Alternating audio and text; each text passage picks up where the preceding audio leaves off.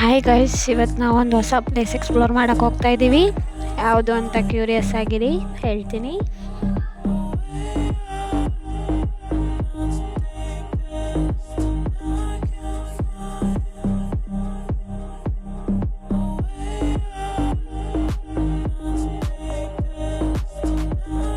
ದಾರಿಲಿ ಒಬ್ರು ಅಜ್ಜಿ ಸಿಕ್ಕರು, ಪಿಕಪ್ ಮಾಡಿಕೊಂಡೆ. ಅವರು ಅಲ್ಲೇ ಮುಂದೆ ಯಾವುದೋ ಊರಿಗೆ ಹೋಗ್ಬೇಕಿತ್ತಂತೆ, ಹಾಗಾಗಿ ಅವ್ರನ್ನೂ ಕರ್ಕೊಂಡೆ.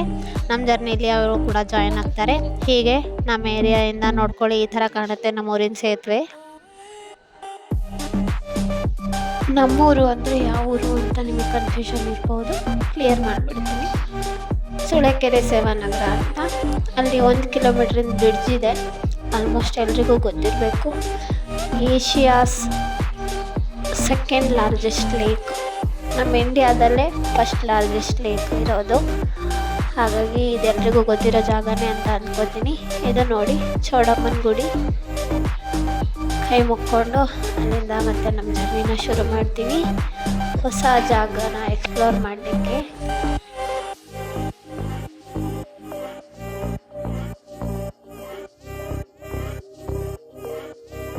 ಈ ರೂಟು ನಮ್ಮ ಸೇವಾನಗರ ಸುಳೆಕೆರೆಯಿಂದ ಬಸವಪಟ್ಟಣ ಹೋಗೋ ರೂಟಲ್ಲಿ ಬರುತ್ತೆ.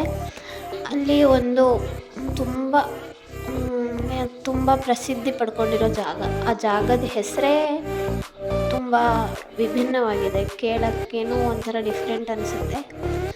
ಆ ಜಾಗದ ಹೆಸರು ಏನು ಅಂದರೆ ಪುಣ್ಯಸ್ಥಳ. ಇವತ್ತು ನಾವು ಹೋಗ್ತಾ ಇರೋ ಜಾಗ.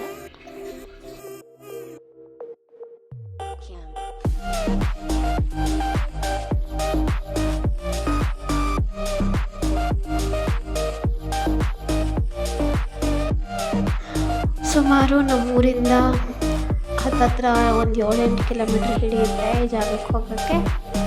ನಾನು ಸ್ಕೂಟಿ ತಗೊಂಡು ಒಬ್ಬಳೇ ಹೊರಟಿದ್ದೆ. ಇವತ್ತು ಯಾಕೋ ಮನಸ್ಸಿಗೆ ಸಮಾಧಾನ ಇರಲಿಲ್ಲ, ತುಂಬ ಹಿಂಸೆ ಆಗ್ತಾಯಿತ್ತು. ಸೊ ನಾನು ಇವತ್ತು ಹೊರಟಿದ್ದು ಪುಣ್ಯ ಸ್ಥಳಕ್ಕೆ.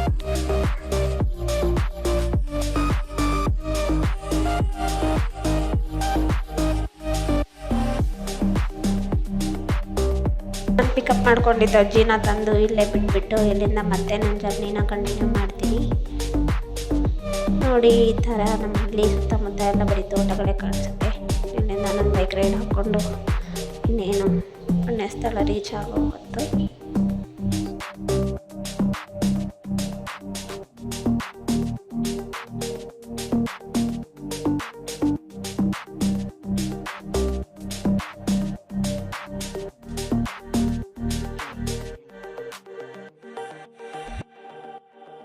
ಫೈನಲಿ ಪುಣ್ಯ ಸ್ಥಳಕ್ಕೆ ಬಂದು ರೀಚ್ ಆಗಿದ್ದೀವಿ. ನೋಡಿ, ಇದೇ ಆ ಜಾಗ. ರಾಯರ ಪ್ರತಿಷ್ಠಾಪನೆ ಮಾಡಿದ್ದಾರೆ ಇಲ್ಲಿ. ತುಂಬ ಒಳ್ಳೆಯ ಜಾಗ. ಯಾರು ಮಂತ್ರಾಲಯಕ್ಕೆ ಹೋಗೋಕ್ಕಾಗಲ್ಲ, ಏನಾದ್ರು ನೀವು ಸಂಕಲ್ಪ ಮಾಡಿದ್ರಿ ಅಂದರೆ ಇಲ್ಲಿಗೂ ಬರ್ಬೋದು, ನೋಡ್ಕೊಳ್ಳಿ.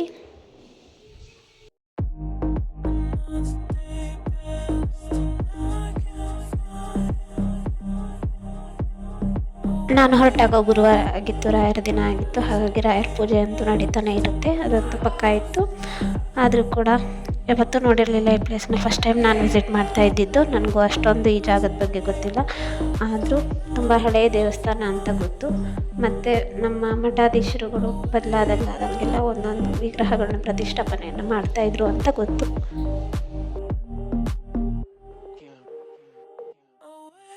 ದೇವಸ್ಥಾನದ ಕಚೇರಿಲಿ ಯಾರು ಬರ್ತಾರೆ ಯಾರು ಹೋಗ್ತಾರೆ ಅಂತ ರಿಜಿಸ್ಟ್ರಲ್ಲಿ ಎಂಟ್ರಿ ಮಾಡಿಬಿಟ್ಟು ಒಳಗೆ ಹೋಗಬೇಕು. ಯಾಕೆಂದರೆ ಮೇಲೆ ಹೋಗ್ತಾ ಹೋಗ್ತಾ ಕಾಡಿರೋದ್ರಿಂದ ಯಾರು ಬರ್ತಾರೆ ಹೋಗ್ತಾರೆ ಅಂತ ವಿಷಯ ಗೊತ್ತಾಗಲ್ಲ ಅನ್ನೋ ಕಾರಣಕ್ಕೆ ಈ ಥರ ಒಂದು ರೂಲ್ಸನ್ನು ಮಾಡಿದ್ದಾರೆ. ತುಂಬ ಒಳ್ಳೆ ಇದು ರೂಲ್ಸ್ ಇದು. ಯಾಕೆಂದರೆ ಯಾರು ಮಿಸ್ ಆಗಲ್ಲ. ನಂಬರ್ ಕೂಡ ಎಂಟ್ರಿ ಮಾಡಿ ಹೋಗಿರೋದ್ರಿಂದ ಯಾರು ಕೂಡ ಒಳಗಿದ್ದು ಹೊರಗಡೆಯಿಂದ ಬೀಗ ಹಾಕೋ ಪರಿಸ್ಥಿತಿ ಬರಲ್ಲ.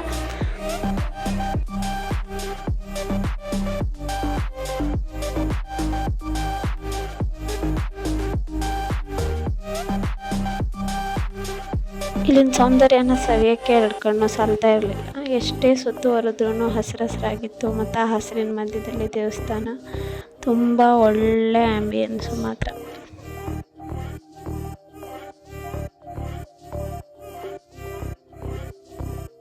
ಇವತ್ತು ಗುರುವಾರ ಆದದ್ರಿಂದ ಜನ ಇದ್ದರು.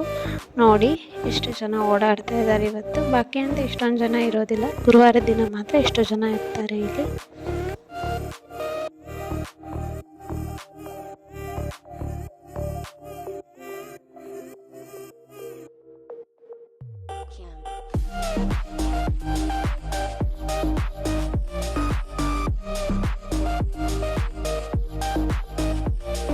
ರಾಯರನ್ನ ಎಲ್ಲರೂ ಕಣ್ಣು ತುಂಬ್ಕೊಳ್ಳಿ.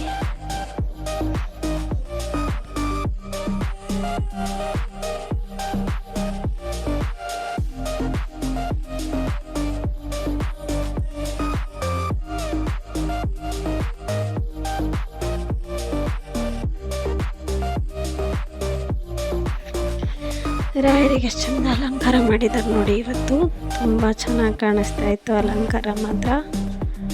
ಜನನೂ ಕೂಡ ಹಾಗೆ ಇದ್ರು.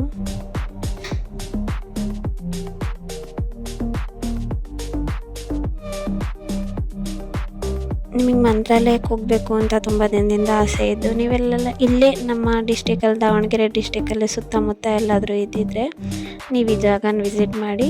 ಈ ಜಾಗ ವಿಸಿಟ್ ಮಾಡಿದ ಮೇಲೆ ನೀವು ಮಂತ್ರಾಲಯಕ್ಕೆ ಹೋಗೋ ಕಾಲ ಕೂಡ ಬರಬಹುದು, ಹೇಳೋಕ್ಕಾಗೋದಿಲ್ಲ. ರಾಯರ ಇಚ್ಛೆ ಇದ್ದಾಗ ಆಗುತ್ತೆ.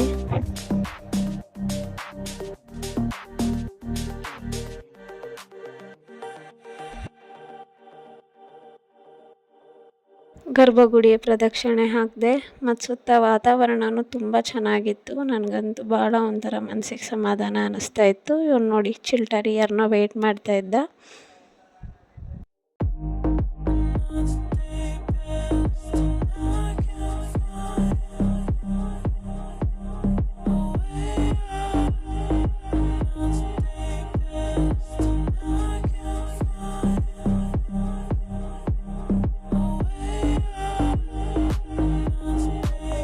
ಒಂದ್ಸರಿ ದರ್ಶನ ಆಗಿತ್ತು, ಮತ್ತೆ ಬಂದು ರಾಯರನ್ನು ನೋಡಬೇಕು ಅನ್ನಿಸ್ತಾ ಇತ್ತು.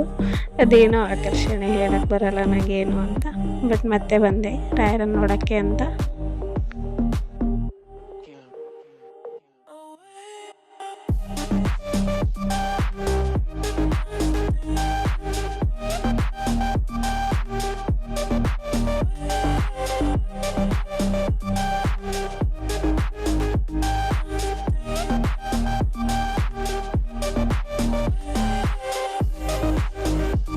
ಇದು ಈ ದೇವಸ್ಥಾನ ಸುತ್ತಮುತ್ತಲಿನ ವಾತಾವರಣ ಫುಲ್ಲು ಹಸಿರು, ಮಧ್ಯದಲ್ಲಿ ದೇವಸ್ಥಾನ. ಭಾಳ ಚೆನ್ನಾಗಿದೆ ಜಾಗ ಮಾತ್ರ.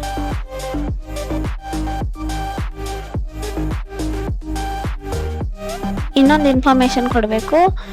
ಈ ಜಾಗದ್ದು ವ್ಲಾಗು ಸಿಂಗಲ್ಲು ಟೈಮಿಂಗ್ ಸಾಕಾಗಲ್ಲ, ಯಾಕೆಂದರೆ ತುಂಬ ದೊಡ್ಡ ಜಾಗ ಆಗಿರೋದ್ರಿಂದ ಟೈಮಿಂಗ್ ಸಾಕಾಗೋದಿಲ್ಲ. ಹಾಗಾಗಿ 2 ವ್ಲಾಗ್ ಬರ್ತಾಯಿದೆ. ಇದು ಫಸ್ಟ್ ವ್ಲಾಗು ನೋಡ್ಕೊಳ್ಳಿ. ಇನ್ನೊಂದು ವ್ಲಾಗು ಮತ್ತೆ ಬೇಗನೆ ತರೋಕ್ಕೆ ಪ್ರಯತ್ನ ಪಡ್ತಾ ಇದ್ದೀನಿ.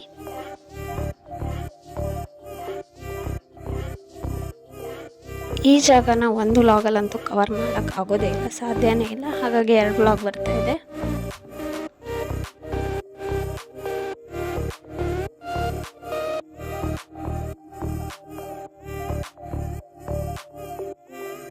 ದೇವಸ್ಥಾನ ಬ್ಯಾಕ್ ಸೈಡು ಬೃಂದಾವನ ಇದೆ ನೋಡಿ.